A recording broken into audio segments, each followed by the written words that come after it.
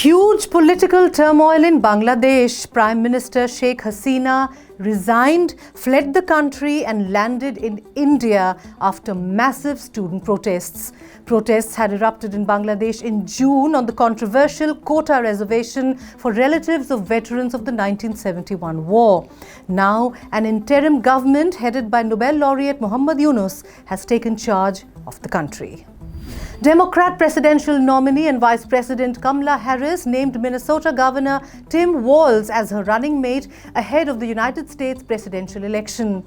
The 60-year-old Army National Guard veteran and former teacher has long advocated for women's reproductive rights.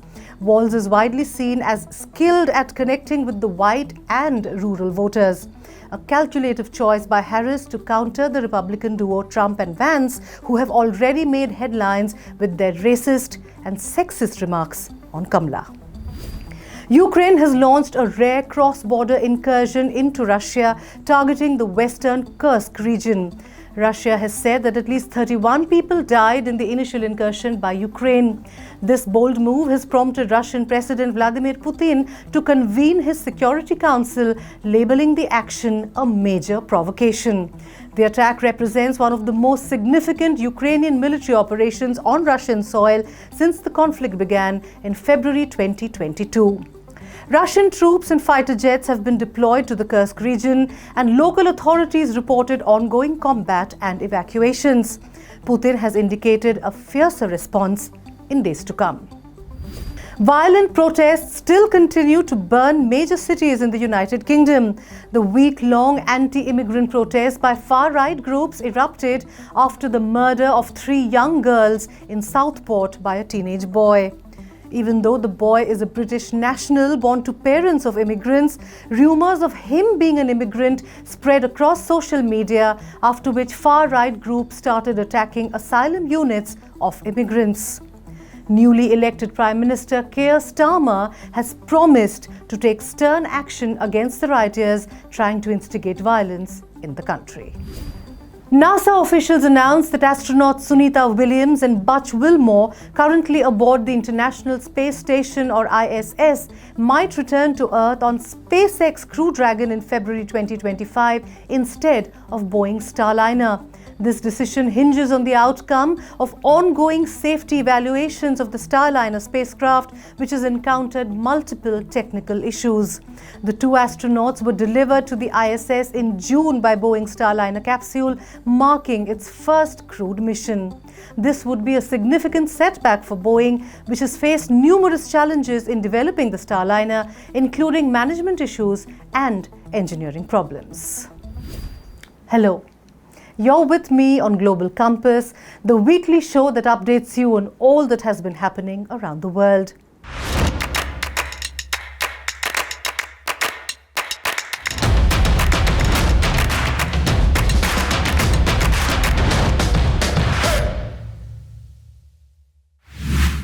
As you know, our YouTube channel was hacked last month and we were unable to bring you the show for 3 weeks. But we are back, and we look forward to your love and continued support as we move forward. In our next segment, let's take a look at some of the stories that were specifically featured on Strat News Global. India hosted the first Bay of Bengal Initiative for Multi-Sectoral Technical and Economic Cooperation, or BIMSTEC, meet in New Delhi. Underlining that BIMSTEC should harbour higher aspirations, External Affairs Minister S. Jaishankar said that the grouping should infuse new energies, resources and a fresh commitment to bolster cooperation among the Bay of Bengal countries. BIMSTEC brings together 7 countries of South and Southeast Asia for multifaceted cooperation. Besides India, the BIMSTEC comprises Sri Lanka, Bangladesh, Myanmar, Thailand, Nepal and Bhutan. Australia will begin co-manufacturing guided weapons with the United States next year to boost supply for allies in the Indo-Pacific and increase a US military presence in the country, including bomber aircraft, the 2 nations said after annual defense talks. After annual Osman talks in Annapolis, Maryland, U.S. Defense Secretary Lloyd Austin said there would be an increase in the presence of rotational U.S. forces in Australia. The move by both the countries is to counter the Chinese military activity around Taiwan and China's excessive maritime claims in the South China Sea. The 38-year-old son of Mahinda Rajapaksa, Namal Rajapaksa, will contest the election for Sri Lanka president next month. Namal from the Sri Lanka Podujana Peramuna or SLPP party will face the incumbent President Ranil Wickremesinghe, Sajith Premadasa of the Samagi Jana Balawayaga or SJB and Anura Kumara Disanayake, leader of the Janata Vimukti Peramuna or JVP for the post. Sri Lanka is yet to recover fully from the shocks of the economic turmoil and political instability for which the Sri Lankans blamed Rajapaksa and ousted former President Gotabaya Rajapaksa out of the country amidst economic collapse. Amidst the escalation tension between Iran and Israel after the assassination of the top leader of Hamas, Ismail Haniyeh, Secretary of the Security Council of Russia, Sergei Shoigu, visited Tehran as part of a broader strategy by Russia to convey its concerns directly to Iranian leaders. Russian President Vladimir Putin has urged Iran for a restrained response to Israel. However, Iranian officials have made it clear that they consider a response to Haniyeh's assassination inevitable. Tehran's leadership believes that a strong retaliation is necessary to maintain its credibility both domestically and among its regional allies. Sources in Iran indicated that Iran is aware of the risks of escalation. And taking the news from the Gaza war forward, Gaza's health ministry has declared a polio epidemic across the Palestinian enclave, blaming Israel's devastating military offensive for the spread of the deadly virus. Calling the epidemic a setback to the global polio eradication program, the ministry called for an immediate intervention to end the Israeli aggression and find radical solutions to the lack of potable water and personal hygiene, damaged sewage networks, and removal of tons of rubbish and solid waste. Cases of polio have declined by 99% worldwide since 1988, thanks to mass vaccination campaigns, which is now making a comeback in war-torn Gaza. To know the condition of civilian casualties in Gaza refugee camps and how difficult it is for health workers now to ensure the vaccination of mass diseases reach the victims of war, WHO spokesperson Tarik Jašarević joined us from Geneva. Watch this expert from an interview. Could you give us a little brief on the ongoing health crisis that have affected the refugee camps in Gaza and the neighboring refugee camps, especially when it comes to the health of children? Well, the situation, unfortunately, is not getting any better for anyone in Gaza. The health system has been systematically dismantled in the past months, leaving people of Gaza without access to health services. And here we are really talking about everyone, not only children, not only pregnant women. Really, everyone is deprived of one of the basic human rights, and that's a right to health right now in Gaza. Why? Because only 16 out of 36 hospitals are partially functional. Many hospitals have to close because of evacuation orders. People are being injured on a daily basis and cannot receive medical care because hospitals do not have enough of fuel, do not have enough of specialized staff, do not have enough of medical supplies. We as humanitarians cannot move the way we would like throughout Gaza, so we cannot provide that assistance.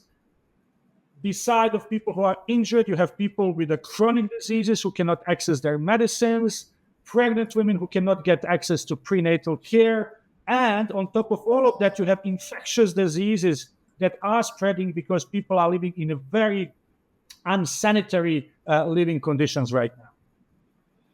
Yes, and in fact, the most alarming thing is an outbreak of polio among children. And that is definitely a huge threat because, there are regions and countries who have controlled cases of polio in their countries. They have eradicated polio. But now, with children getting afflicted with polio, how do you see this as an impending threat to other countries? Well, unfortunately, this was predictable. When you have a situation where immunization numbers have gone down, Gaza had a really good immunization numbers until up to beginning of the war. Now, these immunization rates obviously fell down. So you have a number of young children who are either under-immunized or not immunized for polio. And then this creates conditions, together with people living in unsanitary conditions where there is no access to clean water and to sanitation, creates the risk of spread of polio. We have samples that have tested positive in sewage, so we have to enhance surveillance for acute flaccid paralysis, possible cases that are caused by polio, among other infectious agents. And then we need to make sure that children are immunized. But again, this adds up to already long list of health threats for children in Gaza. So it's just yet another issue that health workers are trying to do something to deal with. And we have to really commend the resilience of health workers in Gaza, who are trying every time when possible to go back to their place of work and to resume some of the services they had to abandon, despite the fact that they have been displaced multiple times with their families, and they have suffered losses as well. With the assassination of Haniyeh in Tehran, do you think that somewhere the focus has almost shifted out of, the civilian health crisis is no longer a focus? Do you think the focus has gone on the regional conflict between Israel and Iran? Well, this is the question you should ask to media who are presenting news in a way they do. We want to make sure that that the health situation in Gaza is being